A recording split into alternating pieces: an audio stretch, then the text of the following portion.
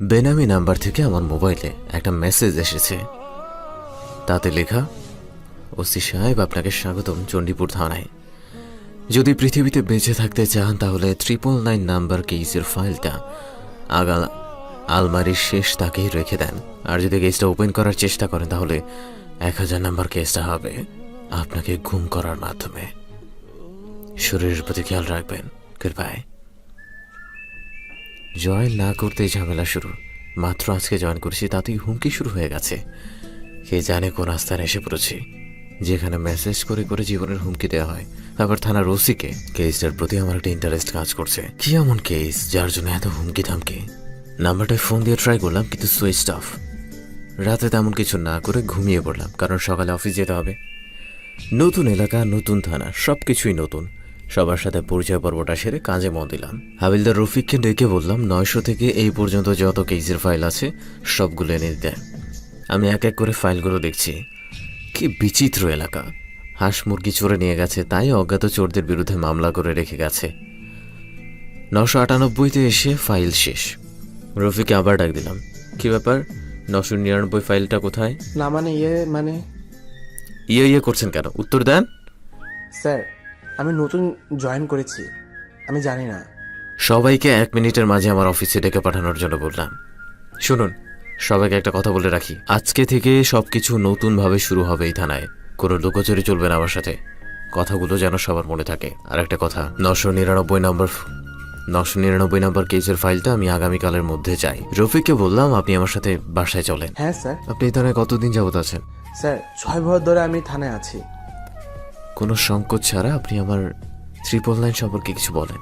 Sir, আপনি ওটা নিয়ে মাথা ঘামাবেন না, আপনার বিরাট ক্ষতি হয়ে যাবে। তাড়াতাড়ি বলেন। আর আপনি এই বিষয়ে কোনো ভয় পাবেন না, কেমন? স্যার, আজ থেকে 6 মাস আগে একটা পরিত্যক্ত ইট খোলায় 3টা মেয়েকে ধর্ষণের পর খুব বাজেভাবে খুন করা হয়েছে। তাদের ক্ষতস্থানগুলো 2 খণ্ড করে কেমন? তাদের ক্ষতস্থানগুলো 2 খণ্ড অবস্থায় বাড়ির পেছনে পাওয়া গেছে। প্রতিটা মেয়ের হাত কেটে তাদের যৌনাঙ্গ দিয়ে ঢুকিয়ে রাখা হয়েছে।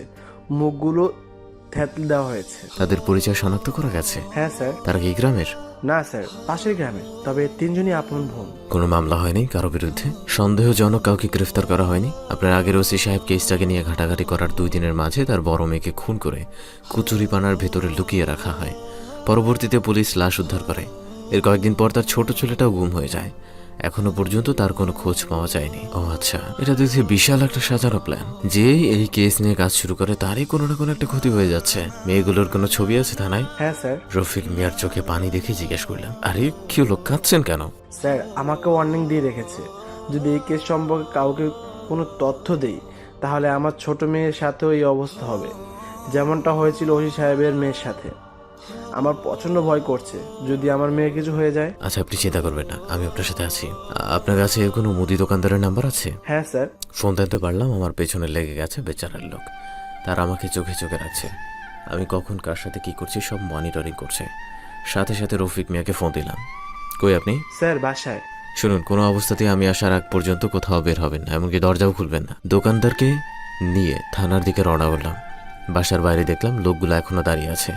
আমাকে দেখা মাত্রই বাইক নিয়ে সামনের দিকে চলে গেছে। অবস্থা আস্তে আস্তে জটিল হচ্ছে। এখন এইভাবে একা থানায় যাওয়া যাবে না, বিপদ যে কোনো মুহূর্তে হয়ে যেতে পারে। দোকানদারকে বলে দিলাম আজ রাতের মধ্যে আমার এক বান্ডিল চিকন সুতা, একটি নেইল ড্রাম আর এক টুকরা লোহা চাই। আর কতগুলো একেবারে গোপনীয়, কোনো একটা মশা মাছিও যেন জানতে না পারে। যদি কোনো গড়বড় হয় তাহলে সোজা জেলে আজীবনের জন্য। ঠিক আছে স্যার। থানায় ফোন দিলাম 2 জন পুলিশ সহ গাড়ি পাঠানোর জন্য। রফিকের ফোন পেয়ে তাড়াতাড়ি ফোন রিসিভ করলাম। হ্যালো স্যার, বাসার বাইরে থেকে দরজা কলিং বাজাচ্ছে। দরজা খুলছে না দেখে জোরে সোরে ধাক্কাচ্ছে। আপনি এক কাজ করেন, বাসার নিচে কোনো দোকানে ফোন দিয়ে বলেন আপনার বাসায় কিছু নিয়ে যেতে। তাহলে কি রফিকও ফেসে যাচ্ছে? না, এটা কখনো হতে দেওয়া যাবে না। সপ্তাহখানেকের মধ্যে এই কেসের কোনো একটা সুরাহা করতেই হবে, নাহলে তার পরিবার বড় কোনো দুর্ঘটনার শিকার হতে পারে। আমি অঙ্গ মেলানোর চেষ্টা করলাম। প্রথমে ধর্ষণ, তারপর বিভৎসভাবে খুন। থানার ওসি, পুলিশ সবাইকে নানাভাবে হুমকি ধামকি করে যাতে করে কেসের ফাইলটা ওপেন করা না হয়। পূর্বের ওসি একটু ঘাটাঘাটি করতে তার বড় মেয়েকেও হত্যা করা হয়। সবগুলো সূত্র এক সুতায় গাঁথা। কাঠি নাড়ছে একজন, সেই সব কিছুর গডফাদার। ওকে ধরলেই থলের বিড়াল বের হয়ে আসবে। তবে ওকে ধরাটা এত সহজ হবে না। অনেক বাধা বিপত্তি তো হবেই, তার সাথে হতে পারে আরও তো একটা খুন। না না না, অন্তত আমি যতদিনই থানায় আছি আর একটা খুনও হতে দেয়া যাবে না।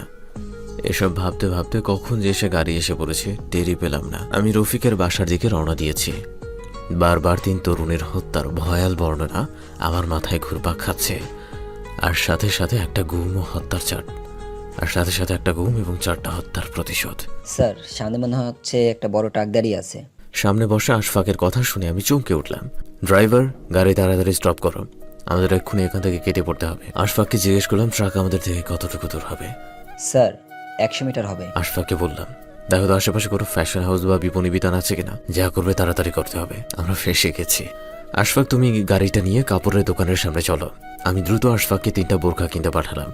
আশফাক, তাড়াতাড়ি আনতে হবে, তবে খুব সাবধান। পাশে বসা কম বয়সী ছেলেটা যখন প্রশ্ন করলো স্যার বোরখা কেন, ধমক দিলাম, চুপ করো, আমার অবস্থা দেখে খারাপ আর তুমি খুব ফুর্তিতে আছো, চিন্তা করো না, তোমার বউকে গিফট করবো। মনে মনে বললাম এদের কিছু পুলিশের চাকরি খেয়ে দেয়, কিচ্ছু বোঝে না। আমরা 3জনই বোরখা পরে হাঁটা শুরু করলাম। আমি সতর্ক দৃষ্টিতে আশেপাশের অবস্থা পর্যবেক্ষণ করছি।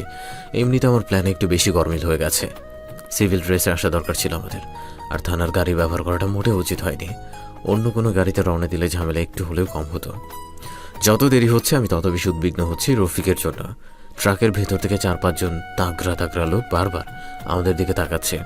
আমি প্রচণ্ড ভয় পেয়ে গেলাম, যদি এখানে ধরা পড়ে যায় তাহলে সব প্ল্যান ভেস্তে যাবে। ট্রাকটাকে অতিক্রম করে কিছু দূর যাওয়ার পর রফিককে ফোন দিলাম। হ্যালো রফিক। ওর পাশ থেকে চিল্লাচিল্লির আওয়াজ শুনে আমি ভোর খেয়ে গেলাম। Hello hello hello. Sir Rafiq সাহেবের বাসায় আগুন লেগে গেছে। আপনি কি? রফিক সাহেব কোথায়? আমি ওনার পাশের ফ্ল্যাটে থাকি। ও আচ্ছা, তাহলে কিভাবে আগুন লেগেছে? কারা যেন কেরোসিনের বোতলে আগুন লাগিয়ে জানলা দিয়ে নিক্ষেপ করে চলে গেছে। সবাই ঠিক আছে তো? হ্যাঁ, তবে ওনার ছোট মেয়ের শরীরে কিছুটা অংশ পুড়ে গেছে। আচ্ছা, তাহলে টার্গেট ওর ছোট মেয়েটাই। বেচারা প্ল্যান মতো কাজ শুরু করে দিয়েছে এতক্ষণে। আমি পুরো নিস্তব্ধ হয়ে গেছি। এতগুলো জায়গা আমি একসাথে সামাল দিতে পারবো না, আমাকে পারতেই হবে। শুরু যেহেতু করেছি আমি, এর শেষ আমি দেখিয়ে ছাড়বো। থানায় ফোন দিলাম। সম্পূর্ণ ফোর্স যেন ট্রাকটিকে ধাওয়া করে সবগুলোকে থানায় নিয়ে যায়। বাসার নিচের মানুষগুলোকে সরিয়ে কোনো রকম উপরের দিকে উঠলাম। দেখুন রফিক পাগলের মতো এদিক ওদিক ছোটাছুটি করছে। দেখে আমার খুব মায়া হলো। আজ আমার জন্যই এই অবস্থা তার। আমাকে দেখা মাত্রই কেঁদে উঠল রফিক। সান্ত্বনা দেওয়া ছাড়া আমি আর কী বা করবো তার জন্য। কারণ আমরা যখন চাকুরিতে জয়েন করেছিলাম তখন আমরা বুকে হাত রেখে শপথ করেছিলাম প্রয়োজনে দেশের জন্য প্রাণ দিতেও সর্বত প্রস্তুত আমরা। রফিকের মেয়ের তেমন মারাত্মক কিছু হয়নি। সামান্য ওষুধ নিয়ে তারা পুরো পরিবারকে তাদের বাবার বাড়িতে পাঠিয়ে দিলাম। এখানে এখন থাকাটা পুরো রিস্ক। ফোনের আওয়াজ পেয়ে রিসিভ করলাম। স্যার, ওখানে কোনো ট্রাক পাওয়া যায়নি, তবে থানার গাড়িটা সম্পূর্ণ পুরো ছাই হয়ে গেছে। আগুনের কোন সূত্র পাওয়া গেছে? জি না স্যার, তবে গাড়ির পাশে কালো এক ধরনের তেল জাতীয় জিনিস পাওয়া গেছে। আচ্ছা, এগুলো তাড়াতাড়ি থানায় নিয়ে আসো। আমি রফিককে নিয়ে বাসার দিকে রওনা করলাম। মাথা পুরাই খারাপ হয়ে গেছে আমার। মাথায় যেন কিছুই খেলছে না। কি করব, কোথা থেকে শুরু করব? আমি আর রফিক বাসায় বসে আছি। চারদিকে নিস্তব্ধ, নীরব, কারো মুখ দিয়ে কোনো কথা বেরোচ্ছে না। রফিকের জোরালো আওয়াজ নীরবতা ভেঙে ঝাড়খাড় করে দিল। সে বলা শুরু করলো, স্যার আমি পুরো কেস আপনার সাথে থাকতে চাই। আমাদের সাথে আশফাককেও নিতে পারেন। ছেলেটার মধ্যে প্রচুর প্রতিভা আছে, সে অনেক কিছু বোঝে। ওর বাবার প্রতিভার চাপ ওর মধ্যেও আছে। আশফাককে বললাম, ওকে এখনই ফোন দাও এখানে আসার জন্য, তাড়াতাড়ি করো। আমরা 3 জন পাশাপাশি বসে আছি। আমি প্রথমে শুরু করলাম। আমাদের 3টা প্ল্যান অনুযায়ী কাজ করতে হবে। প্ল্যান এ, টানা 1 সপ্তাহ ঈদ খোলায় আমাদের একজনকে থাকতে হবে। আমি এর জন্য আশফাককেই চিন্তা করছি। আর প্ল্যান বি, পুরো এলাকা পুলিশের নজরদারির আওতায় আনতে হবে। এই কাজটা আমার দায়িত্বে থাক। আর প্ল্যান সি, সামনে 2 সপ্তাহের জন্য সকল পুলিশ কর্মকর্তার পরিবারকে নিজ নিজ বাড়িতে সেফটির জন্য পাঠিয়ে দেওয়া হবে। এই কাজটা রফিক তুমি করবে।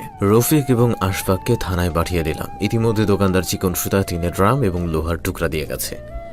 আমি সুতা এবং টিনের ড্রামে কালো রং করলাম, যাতে করে রাতের আলোতে চেনা না যায়। রাতে খুব জটিল একটা কাজ আছে, এই চিন্তা করে একটু বিশ্রাম নেওয়ার চেষ্টা করলাম। কিন্তু ঘুম কোথায় যেন হারিয়ে গেছে। বারবারই শুধু ঘটে যাওয়া ঘটনাগুলো মাথায় বাড়ি খাচ্ছে। আমি কোথাও ভুল করছি না তো? হঠাৎ নিচ থেকে শুনতে পেলাম দারোয়ান করিমের গোঙানির আওয়াজ। সিঁড়ির উপর থেকে করিম মিয়ার কাতরানোর বিদারক দৃশ্যটা দেখছি, কিন্তু নামার প্রবল ইচ্ছা থাকা সত্ত্বেও নামতে পারছি না। আর ঠিক এই মুহূর্তে এইভাবে একা নিচে নামাটা আমি সমীচীন মনে করছি না। যে কোনো সময় ওদের চক্রান্তে ফেসে যেতে পারে। তাদের হামলার যে কৌশল, তার প্রশংসা করতে হয়। স্টেপ বাই স্টেপ, টার্গেটের মধ্যে কোনো খুঁত নেই। মনে হচ্ছে খেলাটা বেশ জমে উঠেছে। আমিও খেলতে চাই। দেখব শেষ পর্যন্ত ম্যান অফ দ্য ম্যাচ কে হয়। থানায় ফোন করলাম দ্রুত অ্যাম্বুলেন্স পাঠানোর জন্য। আমিও প্রস্তুতি নিচ্ছি থানায় যাওয়ার জন্য। সবাইকে নিয়ে জরুরি একটা মিটিং করতে হবে। মিটিং শুরু ঠিক এই মুহূর্তে আমরা যে অবস্থার মুখোমুখি, আমাদের সবার জীবনই হুমকির মুখে, তাই আমাদের পূর্ণ সাবধানতা অবলম্বন করা দরকার। মিটিংয়ের মাঝে ফোনের আওয়াজ পেয়ে ফোন রিসিভ করলাম। অজ্ঞাত নাম্বার। Hello hello. কিরে অফিসার, তোর কলিজা তো অনেক বড়, মরার খুব শখ তাই না? মনে রাখিস, পরের টার্গেট তুই। Take care. ফোনে হুমকির ধরন দেখে বুঝতে পারলাম আগের মেসেজ করা ব্যক্তি এখন ফোন করা ব্যক্তি একজনই, ভিন্ন কেউ নয়। সকল পুলিশ সদস্যকে বলে দিলাম, আজ থেকে সকল প্রয়োজন, কাজকর্ম, থাকা, খাওয়া, ঘুম সবই থানায় সারতে হবে। বাইরে যেতে হলে আমার অনুমতি লাগবে, আর কেউ যদি নিয়মের বহির্ভূত কোনো কাজ করে তাহলে সাথে সাথে সাসপেন্ড করে দেওয়া হবে। আর একটা কথা, সবার সেলফোন এক্ষুনি আমার কাছে জমা দিবেন। কারো কথা বলার প্রয়োজন হলে থানার টেলিফোনে কথা বলবেন। মনে রাখবেন, আপনার একার ভুল আমাদের সবার জীবন হুমকির মুখে ফেলে দিতে পারে। সবাই ভালো থাকবেন, সুস্থ থাকবেন। আজকের মতো মিটিং এখানেই সমাপ্তি ঘোষণা করছি। অফিসে বসে 999 কেসের ফাইলটাতে চোখ বোলাচ্ছিলাম, ঠিক তখনই আশফাক কথা বলার অনুমতি চেয়ে প্রবেশ করলাম। বলো। হাসপাতালে নেওয়ার পর ডাক্তার তাকে মৃত ঘোষণা করেছে। বেদনাময় কলিজাটা কেঁপে উঠল। ও তো নিরপরাধী ছিল, কেন ওকে হত্যা করা হলো? প্রতিশোধের স্পৃহা চোয়ালকে শক্ত করে তুলল। রফিক আর আশফাককে নিয়ে বাসায় রওনা করলাম। সাথে কেসের ফাইলটা, যে কোনো সময় ছিনতাই হয়ে যেতে পারে ফাইলটা, এই ভেবে নিজের শার্টের ভেতরে রেখে দিলাম। আচ্ছা রফিক, এলাকায় কি কোনো জায়গায় নতুন রাস্তার কাজ চলছে নাকি? হ্যাঁ স্যার, ইট খোলার পাশে কাঁচা রাস্তা পাকা হচ্ছে। I see. কেন স্যার? আমাদের গাড়ি পোড়ানোর জন্য যে কালো জিনিসগুলো ব্যবহার করা হয়েছে সেগুলো রাস্তা পাকা করার ক্ষেত্রে পেজ হিসেবে ব্যবহার করা হয়। আমার যতটুকু মনে হচ্ছে পেজ ওই জায়গারই। তাহলে আমরা কি এখন রাষ্ট্রীয় সম্পদ পোড়ানোর দায়ে ঠিক কাদেরের বিরুদ্ধে মামলা করব? না রফিক, আমাদের যা করতে হবে ভেবে চিন্তে করতে হবে। আমরা কেচকের সাপের জন্য টোপ হিসেবে ব্যবহার করব। জি স্যার। আমি আগামীকালের মধ্যে ঠিকাদারের সকল ডিটেলস চাই। ড্রাইভার জোরে ব্রেক করার কারণে সামনের সিটের সাথে বাড়ি খেয়ে প্রচণ্ড ব্যথা পেলাম। আমি কিছু বলার আগে ড্রাইভার বলা শুরু করলো, স্যার রাস্তা থেকে কুকুরটা সরছে না, গাড়ি কি স্টপ করে দিব? No stop stop, no stop no stop. গাড়ির স্পিড বাড়াও, তাড়াতাড়ি, ফাস্ট। আশফাককে বললাম, দেখো তো পেছনে আমাদেরকে কেউ ফলো করছে কিনা। না, তবে কুকুরকে ঘিরে 4-5 জন লোক দাঁড়িয়ে আছে। আমি আশফাক এবং রফিককে বললাম, আমরা যদি দাঁড়াতাম তাহলে আজ বড় কোনো হামলার সম্মুখীন হতাম। কুকুরকে রাস্তায় এভাবে রাখাটা ছিল তাদের সূক্ষ্ম একটা কৌশল। একটা ছেঁড়া লুঙ্গি আর একটা ময়লা গেঞ্জি আশফাককে দিয়ে বললাম তাড়াতাড়ি পরে নিতে। ছাই দিলাম মুখে মেখে নিতে, যাতে করে বোঝা যায় সে একজন চাঁদ পাগল। আশফাককে বললাম, সামনের 1 সপ্তাহ তোমাকে এই ক্যারেক্টারটাই প্লে করতে হবে। যে ক্যারেক্টারে তুমি থাকবে নাম পরিচয়হীন এক পাগল, যে কারোর সাথে কথা বলে না, দিনরাত এক জায়গায় পড়ে থাকে, কেউ সরিয়ে দিলেও আবারও একই জায়গায় এসে পড়ে থাকে। আমার কথাগুলো শুনে আশফাককে একটা হাসি দিল। আমি গম্ভীর আওয়াজে বললাম, এটা অনেক বড় একটা দায়িত্ব, অনেক সতর্ক থাকতে হবে। একটু এদিক সেদিক হয়ে গেলে বিরাট বড় প্রবলেম হয়ে যাবে। কথাগুলো মনে থাকবে? জি স্যার। আমার বুট জুতাটা রফিককে আনতে বললাম। জুতার এক দড়ির মধ্যে বেঁধে আশফাকের গলায় ঝুলিয়ে দিলাম। জুতার ভিতরে একটা ফোন আর কিছু বিড়ি রেখে দিলাম। অথচ বিড়ির কোনো কাজ নেই, তবে মোবাইলে প্রচুর কাজ আছে। আশফাককে এই বেশেই ইট খোলার সামনে খালি জায়গায় পাঠিয়ে দিলাম। আজকের আশফাক এক নতুন আশফাক, যে একজন পরিচয়হীন পাগল। আমি আর রফিক রাতের প্ল্যান নিয়ে বসে পড়লাম। আমি সুতা আর লোহার টুকরা জ্যাকেটের ভেতর রেখে দিলাম। টিনের ড্রাম দিলাম রফিকের দায়িত্বে। রফিককে ছাদে পাঠিয়ে দিলাম আশপাশটায় চোখ বোলানোর জন্য। আমি রুমের দিকে পা বাড়ালাম একটু নিদ্রার জন্য, যাতে করে আজকের রাতটায় চন্দ্রীপুরের জনগণের কিছু একটা করতে পারি। রাত 1:30। আমি আর রফিক ইট খোলার চারপাশে মাটি থেকে 1 আঙুল উঁচু করে সুতোগুলো বাঁধছি।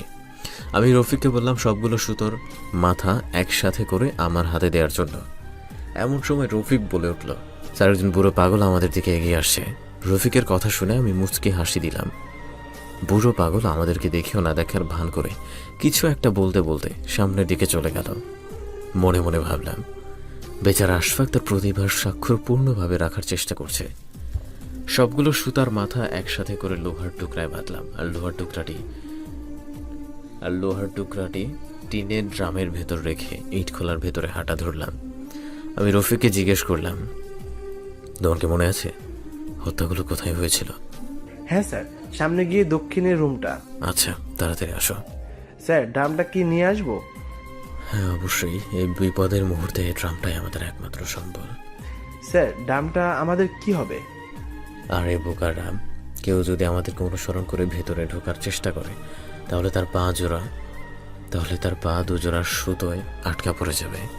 ঠিক তখনই ড্রামের ভেতরের লোহা আমাদেরকে আওয়াজ করে সিগন্যাল দিবে। আমাদের তখনই পূর্ণ সতর্ক হয়ে যেতে হবে। আমি রফিককে বললাম, তুমি এখানে দাঁড়াও, আমি হত্যাকাণ্ডের রুম থেকে একটু ঘুরে আসি। জি স্যার। রুমের চারদিকে নীরব নিস্তব্ধ, গুমোট অন্ধকারে ছেয়ে আছে রুমের চারদিক। অজানা এক আতঙ্ক অনুভব করছি আমি। পকেট থেকে ছোট্ট টর্চ বের করে জ্বালালাম। জমাটবদ্ধ রক্তের দাগ এখন এখানে ছড়িয়ে ছিটিয়ে আছে পুরো রুমে। চোখের সামনে ভেসে উঠল ভয়াল হত্যাকাণ্ডের বিভৎস দৃশ্য। মনে হচ্ছে তরুণীদের একটু বাঁচার আকুতি কানে এসে বারবার বাড়ি খাচ্ছে। আমার পুরো শরীর প্রতিশোধের স্পৃহায় বারবার আড়ষ্ট হয়ে আসছে, কিন্তু আমি পারবো, আমাকে পারতেই হবে।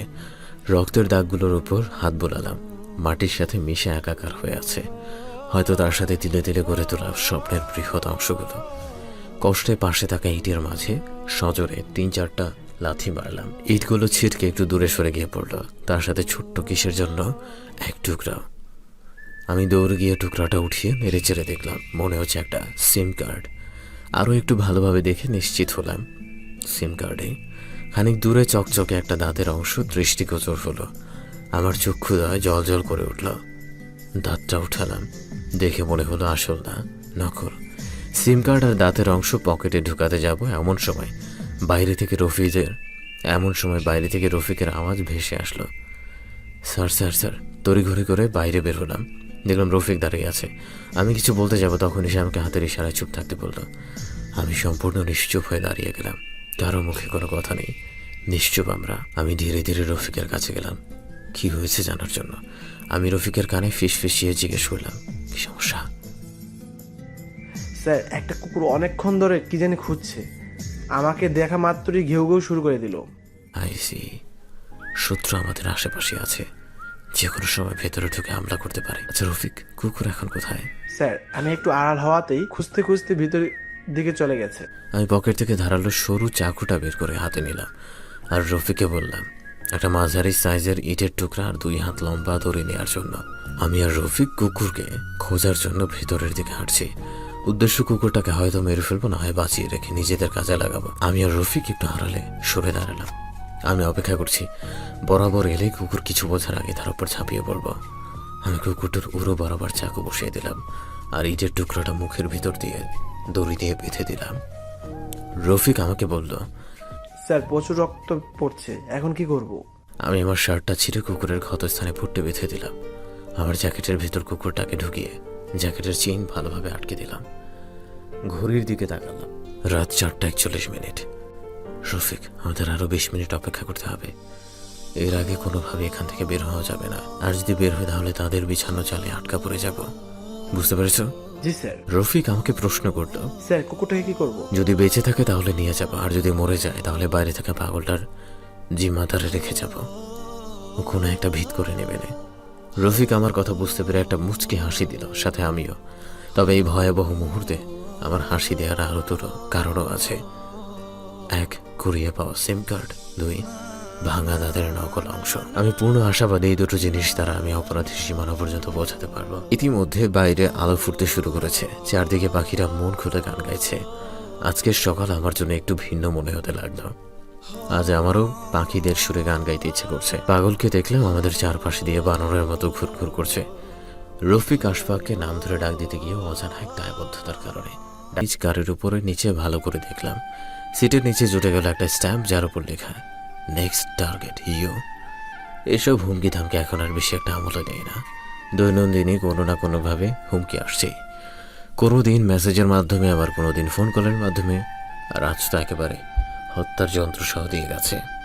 বেটা বুঝাতে চাচ্ছে, তুমি যাই করো না কেন বাছাধন, আমরা তোমার থেকে 2 কদম এগিয়ে। আমি রফিককে বললাম, আচ্ছা রফিক, একটা জিনিস আমার মাথায় গিজগিজ করছে। স্যার জিনিসটা কি? আমাদের রাতে আসার ব্যাপারে আমরা কাউকে বলিনি, আর তুমি আর আশফাক ছাড়া কেউ জানে। হ্যাঁ স্যার, বিষয়টা আমার কাছেও একটু সন্দেহজনক মনে হচ্ছে, কিন্তু এই কাজটা কে বা কারা করেছে তা আমরা জানি না। আচ্ছা ইটস ওকে, এগুলো এখন বাদ দাও। বাসায় গিয়ে হালকা রেস্ট করার পর প্রচুর কাজ করতে হবে। গত রাতের না ঘুমানো শরীরটা বিছানায় এলিয়ে দিতেই রাজ্যের ঘুম এসে চোখে ভর করল। ঘুমের মাঝে মাকে স্বপ্ন দেখলাম। মা আমাকে বলছে, বাবা কেমন আছিস? আজকাল তোকে নিয়ে তেমন একটা ভালো স্বপ্ন দেখি না। আর তুই নতুন জায়গায় যাওয়ার পর তো আমাদেরকে একেবারে ভুলে গিয়েছিস। এক লাফে ঘুম থেকে উঠে মাকে ফোন দিলাম। হ্যালো মা, কি অবস্থা তোমার? হ্যাঁ ভালো, তোর কি অবস্থা? মা, অনেক ভালো আছি। লক্ষ্য করলাম মুখ ফুসকে অনেক কথা বারবার বের হওয়ার চেষ্টা করছে, তাই তাড়াতাড়ি ফোন রেখে দিলাম। মাকে তো কোনোভাবেই কিচ্ছু বোঝানো যাবে না, মাকে তো কোনোভাবেই কিচ্ছু বলা যাবে না।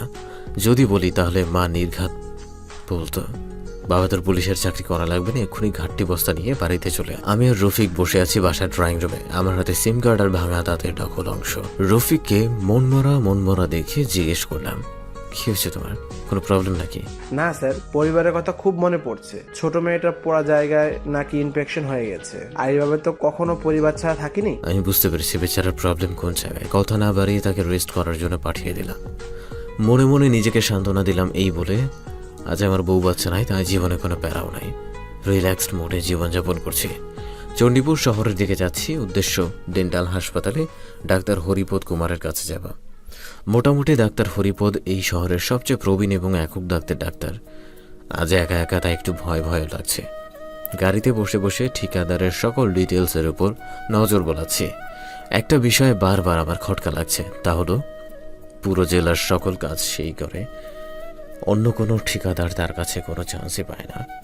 নোট করার মতো আরেকটা বিষয় হলো, যে সকল কাজ করে আড়াল, সে সকল কাজ করে আড়াল থেকে, প্রকাশ্যে খুব কম আসলেও তার বিশেষ বাহিনী তাকে সর্বোপরি নিরাপত্তা বেষ্টনীতে রাখার চেষ্টা করে।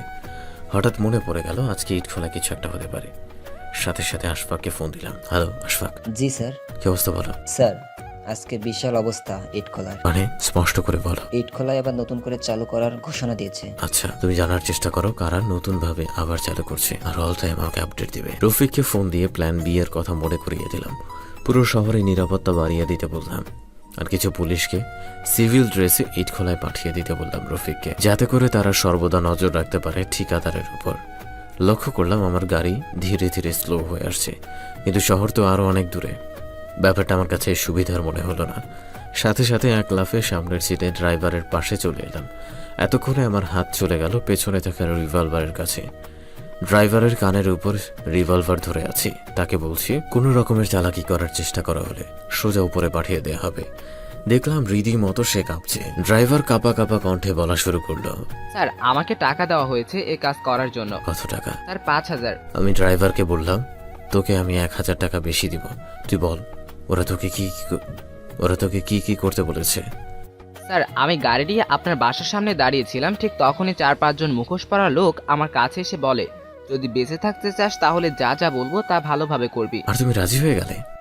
তারা আমাকে হুমকি দিয়েছে, যদি না করি তাহলে গাড়ির ভিতর ঢুকিয়ে পেট্রোল দিয়ে আমাকে সহ জ্বালিয়ে দিবে। আমি আঁতকে উঠলাম তার কথা শুনে।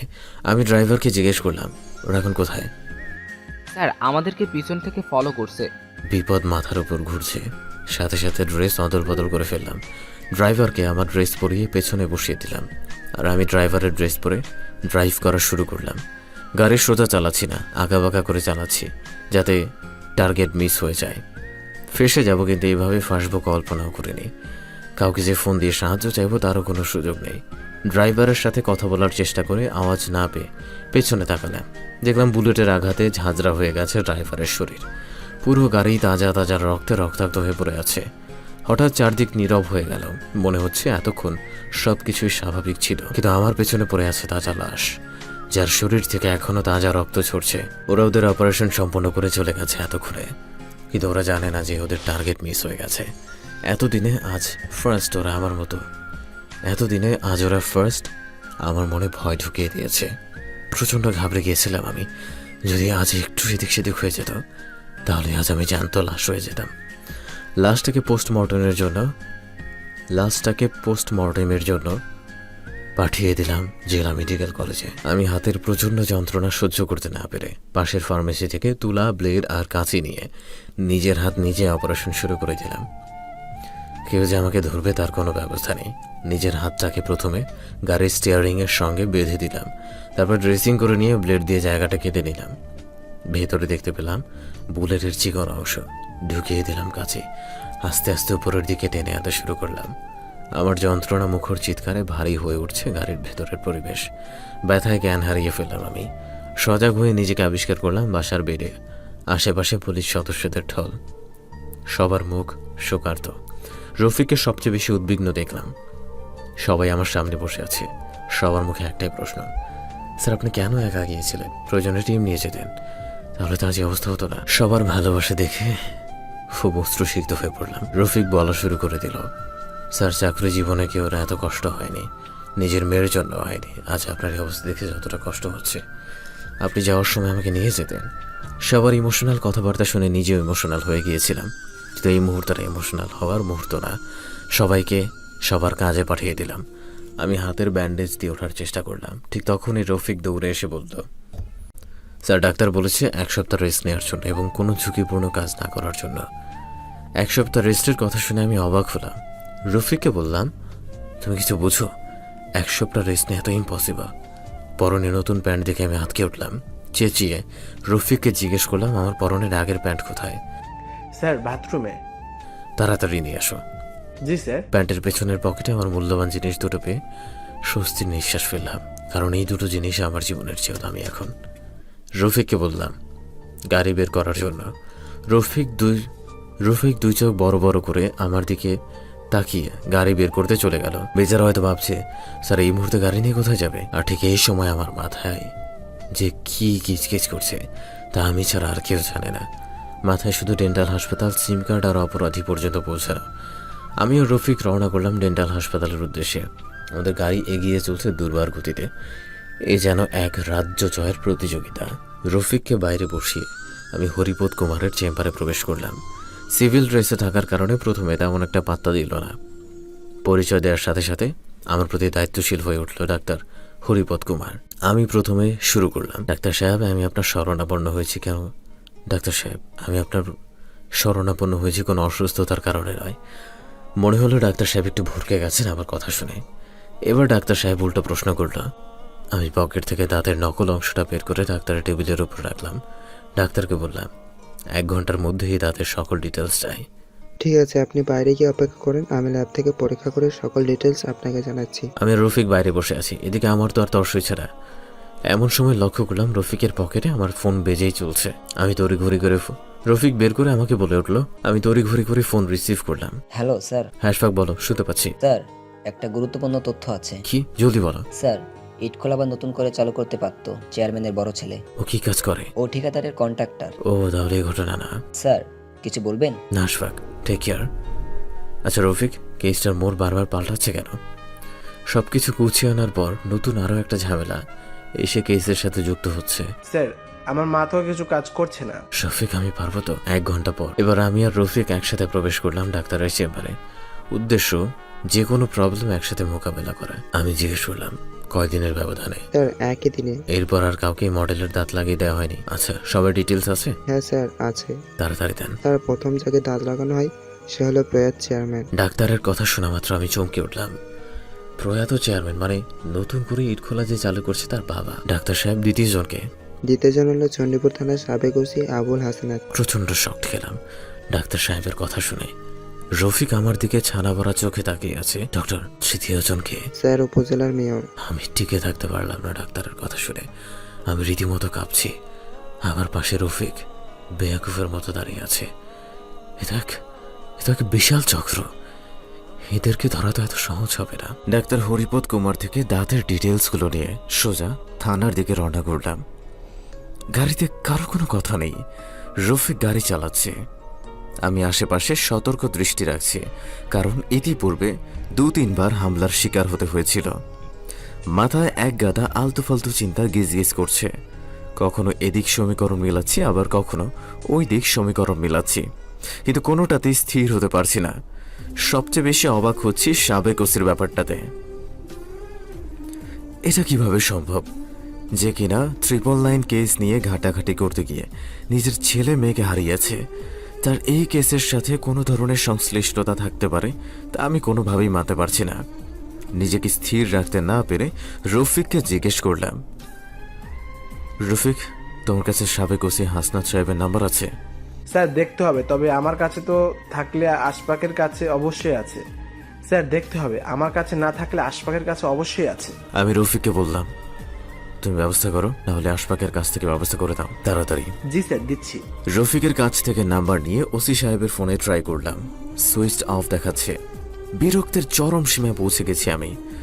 ওসির ফোন সুইচ অফ দেখে পাবলিক ফোন এইভাবে কি অফ করে রাখে নাকি? কি যে সমস্যা এদের। রফিককে জিজ্ঞেস করলাম, ওসির পার্সোনাল কোনো নাম্বার আছে নাকি? হ্যাঁ স্যার, অফিসে আছেন।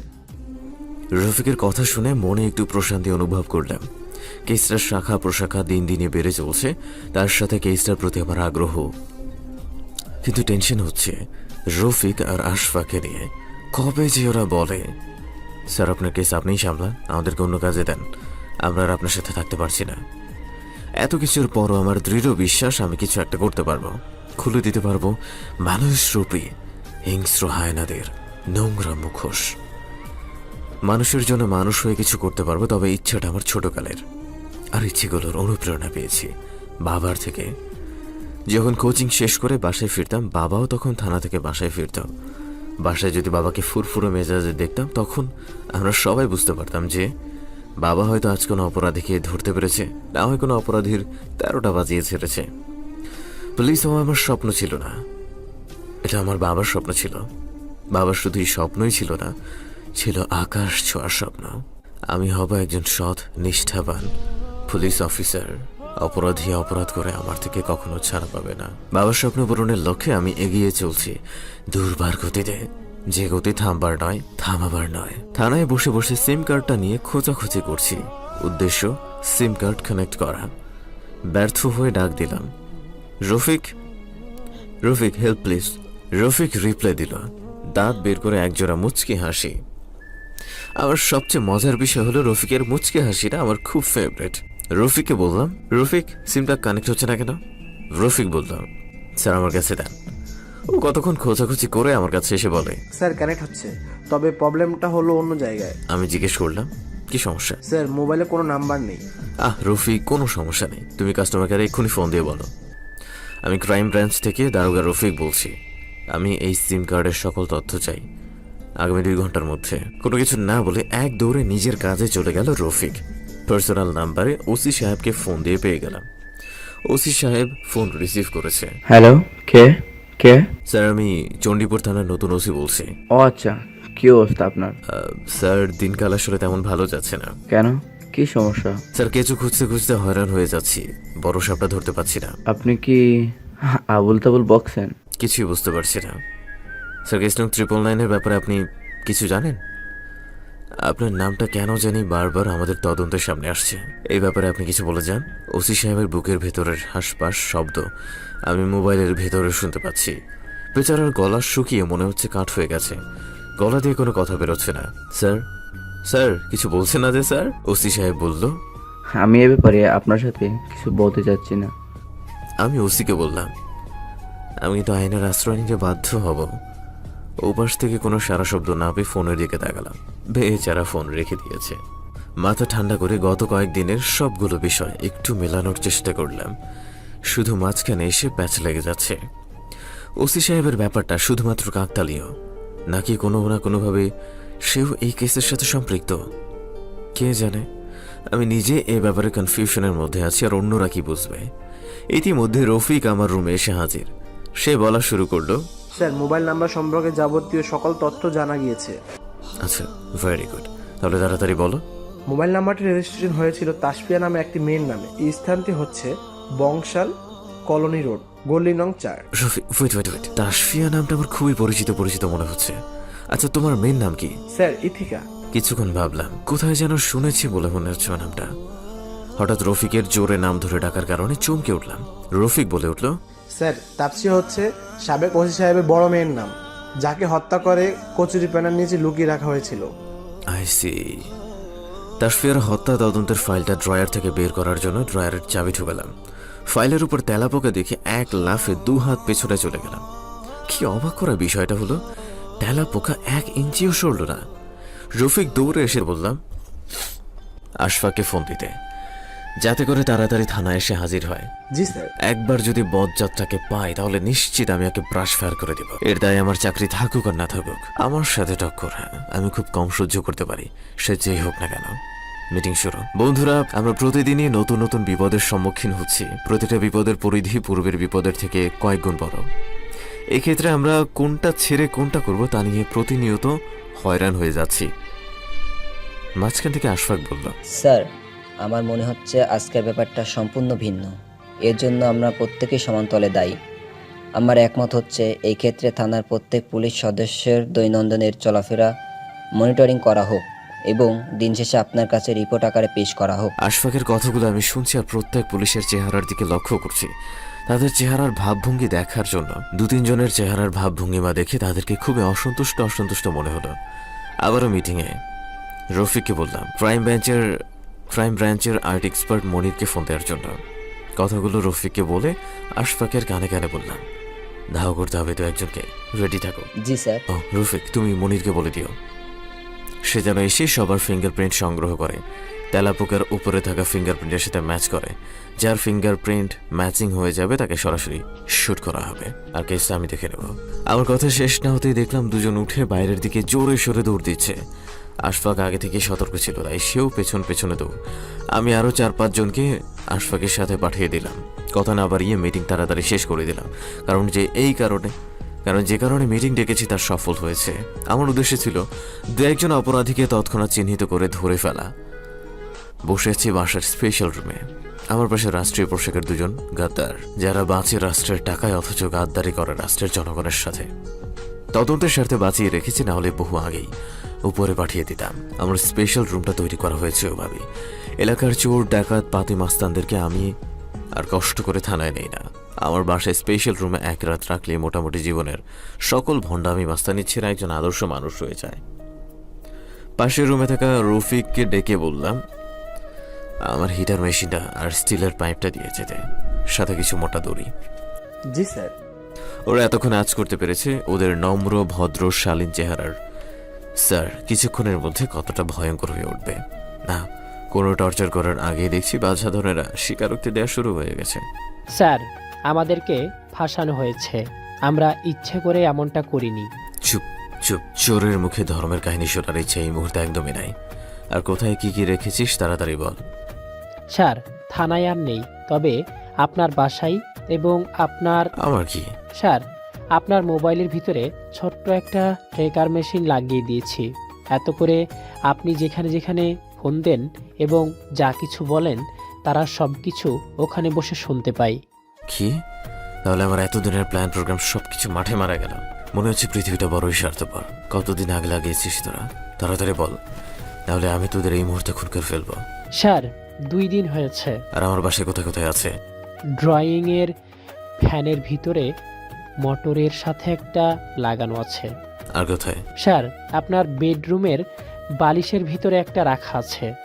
আরো আছে? জি স্যার, গাড়ি ভিতরের সিটের নিচে একটা রাখা আছে।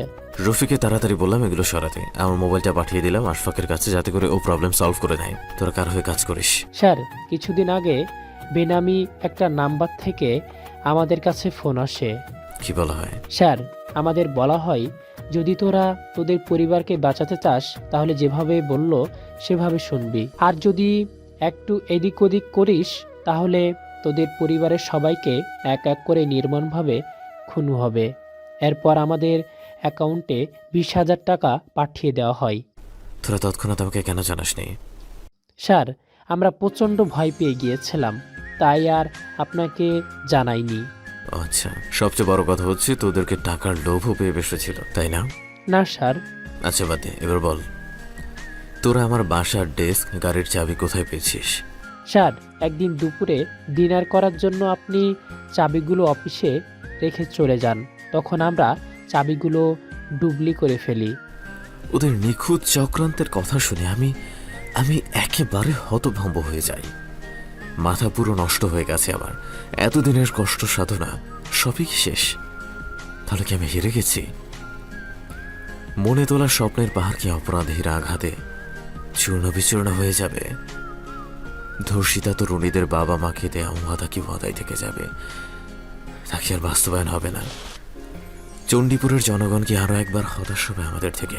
এটাকে আমার উর্দির সাথে বেইমানি হবে না? এমন হাজারো প্রশ্নের জাহাজ আমার মস্তিষ্কের ভেতর রীতিমতো ঢেউ তুলছে। এ যেন এক প্রাণঘাতী জলোচ্ছ্বাস যা আমাকেও গ্রাস করে ফেলছে তার বাতাসের ঘূর্ণিতে। রফিকের চেঁচামেচি শুনে দৌড়ে স্পেশাল রুমের দিকে গেলাম। রক্তে রক্তাক্ত হয়ে মেঝেতে পড়ে আছে জীবন্ত দুটি লাশ। কুড়ালের আঘাতে ছিন্ন বিচ্ছিন্ন হয়ে গেছে সমস্ত শরীর। রক্তের উষ্ণ গন্ধ ছড়িয়ে পড়েছে সমস্ত রুম জুড়ে। খুনি রুমের ডান পাশের জানালা এবং থাই ভেঙে ঢুকেছে, আর এই কাজটা খুনি করেছে খুবই নিপুণতার সাথে। হত্যার প্ল্যানিংটা হয়েছে গ্রেফতারের পরপরই। ওরা কিভাবে জানলো গ্রেফতারের কথা? আমি দৌড়ে ছাদের উপরে গেলাম।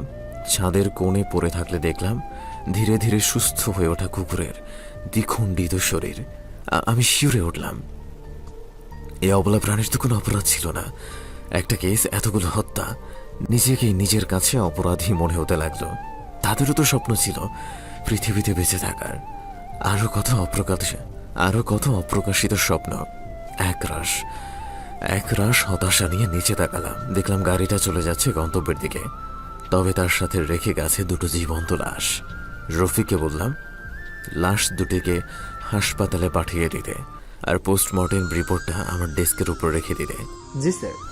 আশফাককে ফোন দিলাম জরুরি একটা কাজে, কিন্তু আশফাকের ফোন বারবার সুইচ অফ দেখাচ্ছে। থানার টেলিফোনে ফোন করে আশফাককে চাইলাম।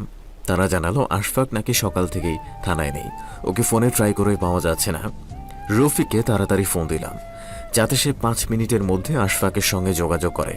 নিচের দোকান থেকে বেনামি নাম্বারটায় কল দিলাম। রিং হচ্ছে। ওই পাশ থেকে ভেসে আসা আওয়াজগুলো আমার কাছে খুবই পরিচিত মনে হচ্ছে। হ্যালো, আশফাক।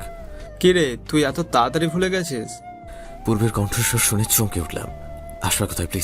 প্লিজ আশফাককে কিছু করবেন না, প্লিজ।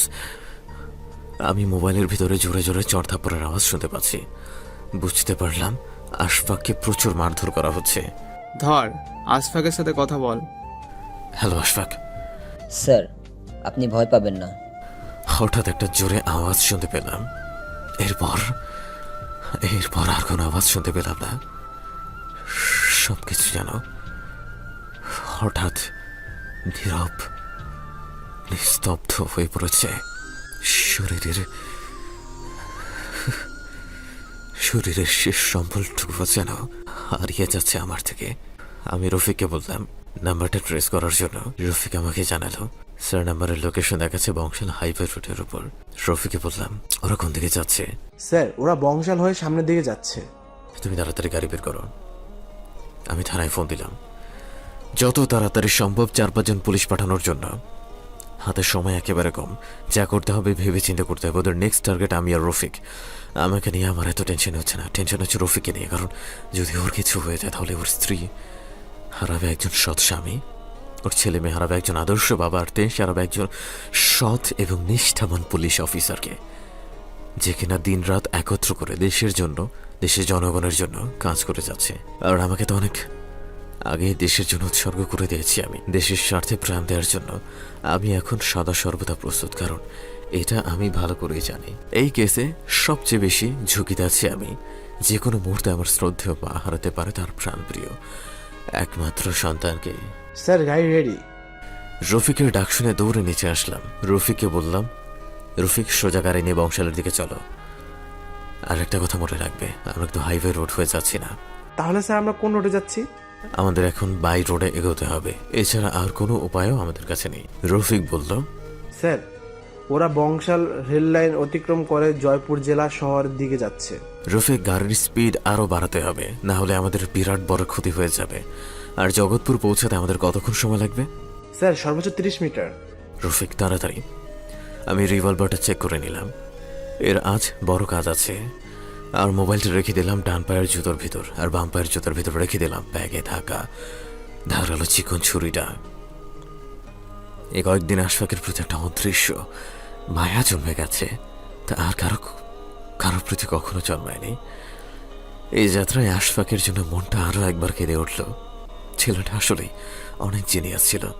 অল্পতেই অনেক কিছু করে ফেলার ক্ষমতা আছে ওর তীক্ষ্ণ মেধা মাঝে মাঝে আমাকেও চমকে দেয়। স্যার, আমরা ওদের অনেক কাছাকাছি চলে এসেছি।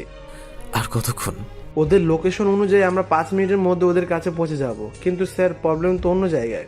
কিসের প্রবলেম? স্যার লোকেশন তো সোজা রাস্তা দেখাচ্ছে না, বায়ে এসে ডান দিকে জঙ্গলটার মধ্যে দেখাচ্ছে। চিন্তা করে দেখলাম হেঁটে যাওয়ার চেয়ে গাড়ি নিয়ে যাওয়াটাই বেশি নিরাপদ। আচ্ছা রফিক, আমার মনে হচ্ছে গাড়ি দিয়ে যাওয়াটাই বেশি শ্রেয়। জি স্যার। জঙ্গলের ভেতর গাড়ি ঢুকবে? মনে হচ্ছে তো ঢুকবে। কোমরে থাকা M50 রিভলভারটা হাতে নিয়ে চারপাশটা নজর বোলালাম। রফিক, সন্দেহজনক তেমন কিছু চোখে পড়ছে না, গাড়ি নিয়ে আমরা এগোতে পারি। ওকে। কিছুক্ষণ পর রফিক বলল, স্যার সামনে জঙ্গলটার ভিতরে অস্পষ্ট কিছু একটা দেখা যাচ্ছে। সামনে আর এক কদম আগানো যাবে না। রফিককে বললাম, তুমি গাড়িতে থাকো, আমি একজনকে নিয়ে সামনের দিকে যাচ্ছি। সন্দেহজনক কিছু চোখে পড়লে আমি ওয়্যারলেসের মাধ্যমে সংকেত দিব, সাথে সাথে বাকিদের নিয়ে তুমি চলে আসবে। তবে একটা কথা মাথায় রাখতে হবে, কোনোভাবেই শ্যুট করা যাবে না। আমি অপরাধীদেরকে জীবিত চাই। জি স্যার, কিন্তু আপনি একা একা একা? রফিক, কোনো সমস্যা নেই, আস্থা রাখো আমার উপর, আর নিজেদের মনোবল আরো শক্ত করো। ওকে। রফিকের গলাটা ফ্যাকাশে ফ্যাকাশে শোনালো। আমি পূর্ণ সতর্কতার সহিত সামনের দিকে এগোচ্ছি।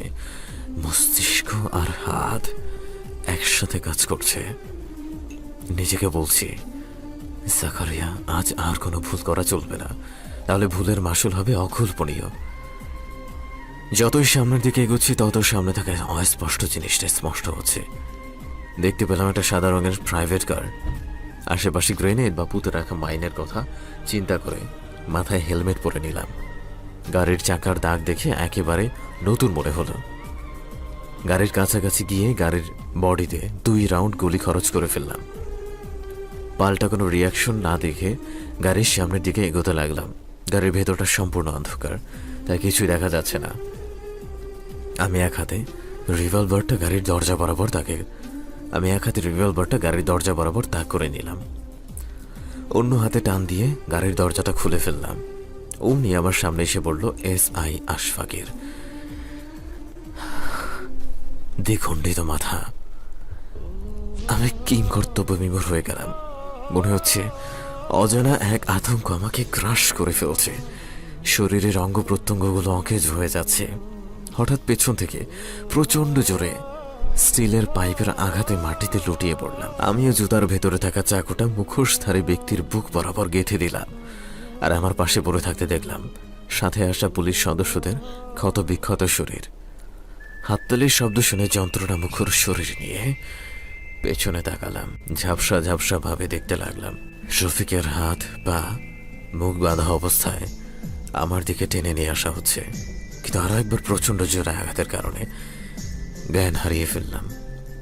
কিছুক্ষণ পর নিজেকে আবিষ্কার করলাম গাড়ির ভেতর। আমার হাত পা সিটের সাথে শক্ত দড়ি দিয়ে বাঁধা, চোখ দুটো কাপড় দিয়ে মোড়ানো। যন্ত্রণায় মাথা ঝিমঝিম করছে, পিপাসায় মনে হচ্ছে আমার হৃৎপিণ্ডটা ছিঁড়ে যাচ্ছে। অস্পষ্ট আওয়াজে পানি চাওয়া মাত্রই জোরে জোরে আমাকে 4-5টা থাপ্পড় মারা হলো। একজন বলে উঠল, বস, বজ্জারটা পানি চেতেছে, ওরে পানি দিমো? খবরদার ওরে পানি দিবি না, ওরে তিলে তিলে কঙ্কাল বানিয়ে আমি মারুম।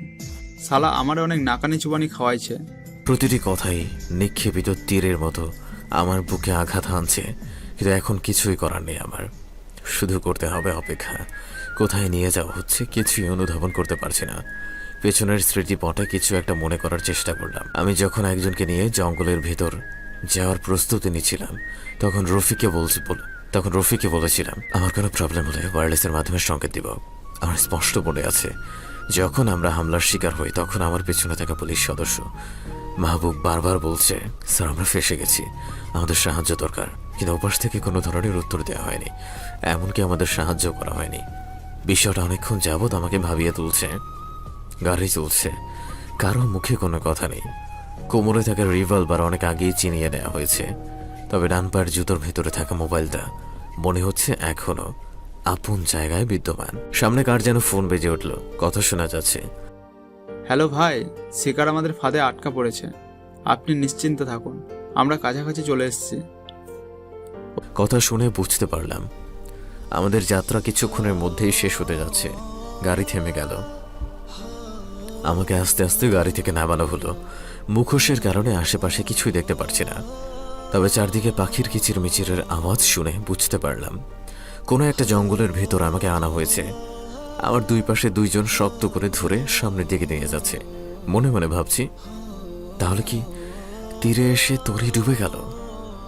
আজকের পর কি কেস 99, আজকের পর কি কেস 999 আজীবনের জন্য সমাদৃত হয়ে যাবে নাম না জানা কোনো এক জঙ্গলের মাঝে।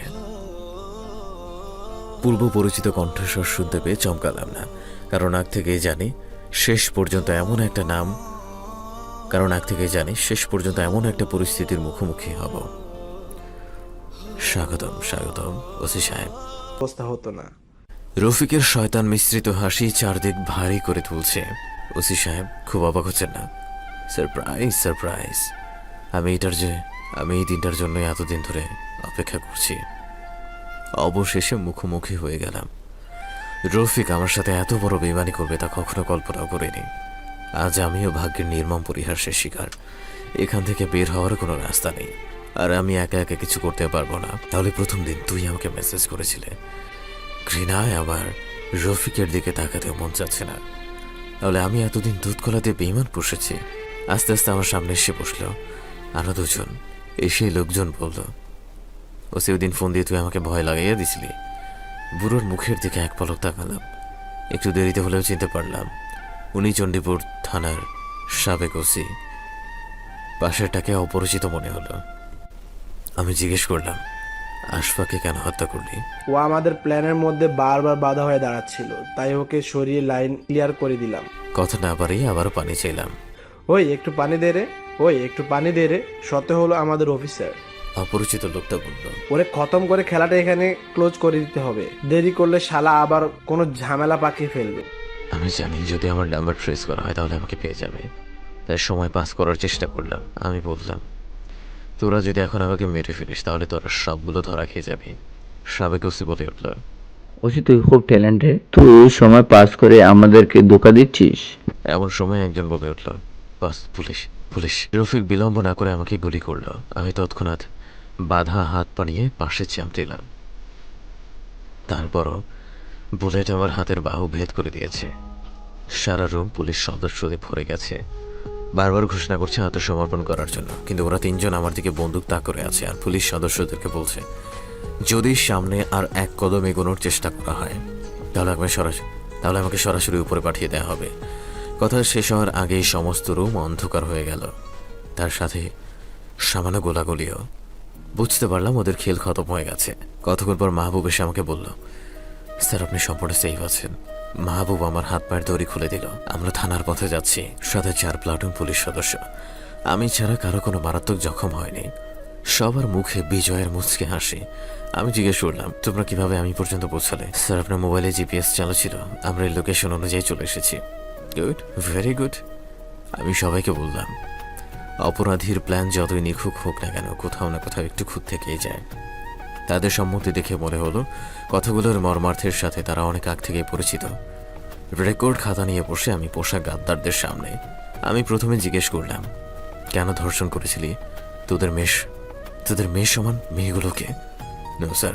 তোদের মুখে স্যার শব্দটা শুনে আমার নিজেকে অপরাধী মনে হয়।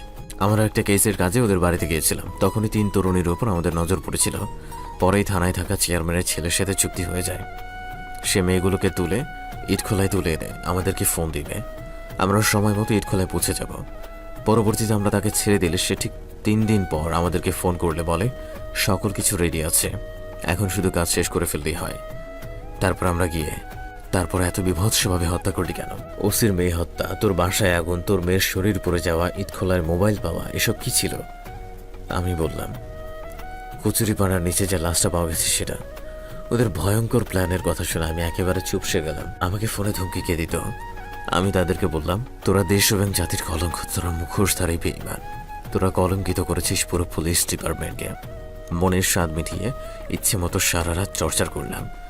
1000 নম্বর কেসের ফাইলটা ওপেন করলাম কিছু মুখোশধারী বেঈমানদের বিরুদ্ধে, যারা দেশের খায় দেশের পরে অথচ বেঈমানি করে দেশের জনগণের সাথে।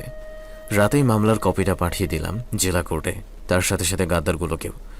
সকালে বাসায় এসে ড্রেস চেঞ্জ করে একটু হালকা নাস্তা করলাম, হাতে লাগানো পট্টি খুলে ড্রেসিং করে নিলাম। তারপর 3 দিনের ঘুমবিহীন শরীরটাকে বিছানায় এলিয়ে দিলাম। এমন সময় ফোনটা বেজে উঠল। ফোন রিসিভ করলাম। হ্যালো, কে? জি স্যার।